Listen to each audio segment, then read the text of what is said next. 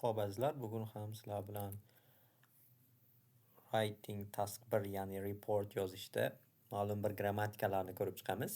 Grammatika emas, so'zlar, ya'ni linking wordlar, ya'ni bitta gapingizni ikkinchi gapga bog'lab beradigan so'zlarni o'rganamiz. Bizda graph bor, ya'ni kichkinagina olganmiz, ya'ni polni graf emas, bu qismi.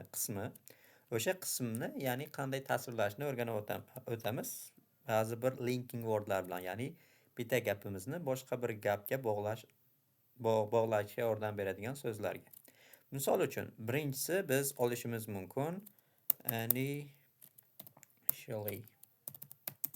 initially, ya'ni so'zini sal kattalashtirib olaman.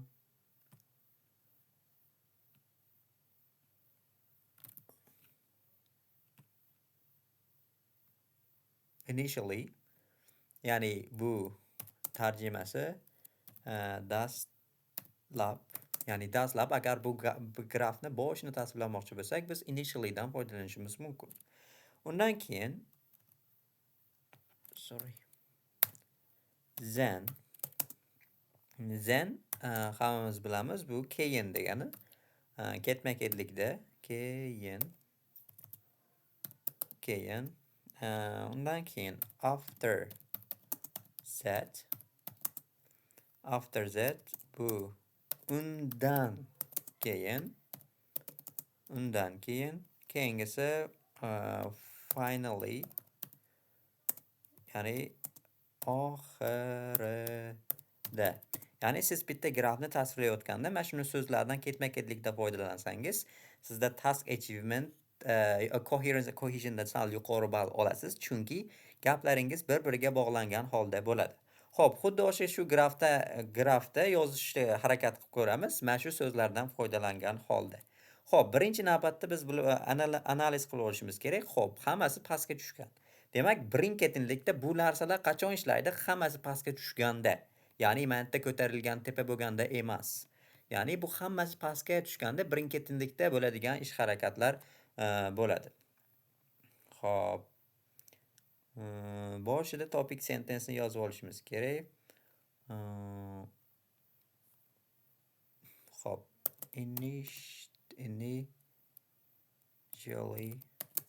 Initially, virgul, the figure for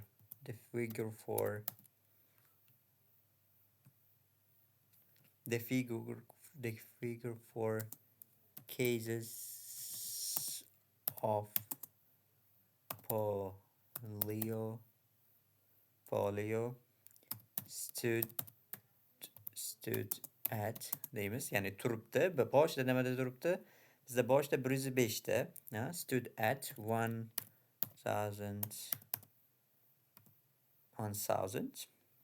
Yilni ham aytib o'tishimiz kerak. Boshida in 1960 bo'ldi. Undan keyin biz then degan narsani ishlatishimiz kerak. Then it fell to nechiga tushdi? 105, 85 ga. 85 ming in 1970 and deb davom etib ketishimiz mumkin agar bandda davom etayotgan ish harakat bo'lsa. Remained stable, ya'ni remained stable degani o'zgarmagan until nechigacha? 1980gacha. 1980gacha hech o'zgarmagan. Bo'ldi. Undan keyin biz after that yana virgul, after that the number dropped nechiga tushdi? Ya'ni 65 ga tushdi. Dropped to 65 ming in nechida? 1990-yilda ekan.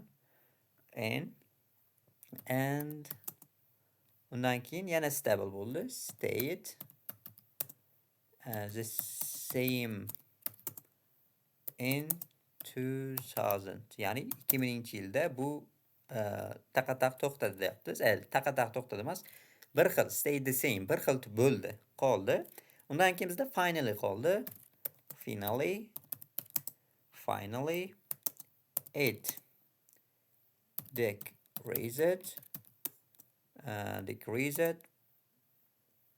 further dan ishlasak bo'laveradi. Ya'ni chuqurroq further to nechiga tushdi? 45 ga. 45 ming. In javob bo'lishi kerak. In 2010. Xo'p, bo'ldi. Mana ketma-ketlikda bitta line grafni tasvirlashni bilib oldik. Ya'ni 5 ta so'z, ya'ni initially boshida ishlatdik.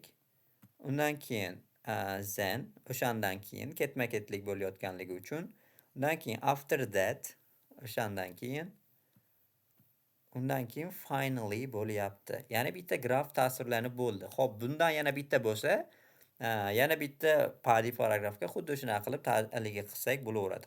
O'zini so'zni ham 47 talik so'z bitdi. Yana bu unchalik kichkina bo'lmaydi. Sal uzunroq bo'lganda yana so'z qo'shishimiz mumkin. Lekin 47 ta ham, ya'ni 50 ta atrofda bo'lsa, bu yaxshi, chunki yana 50 talik body paragraf bo'ladi va mana introductioningiz 60-65 orasida bo'ladi. O'shanda 160 atrofida 65 yo 70 gacha borsa, u it's okay. Eng zo'r, eng ideal word limit bo'ladi. Agar 165 yo 170 bo'lsa, 200 dan oshib ketsa, bu jicha ortiqroq bo'ladi.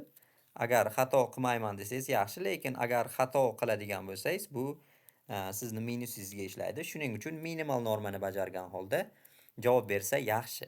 Xuddi shunaqa keyingi darslarda yana boshqa grammatikalarda ko'rishguncha.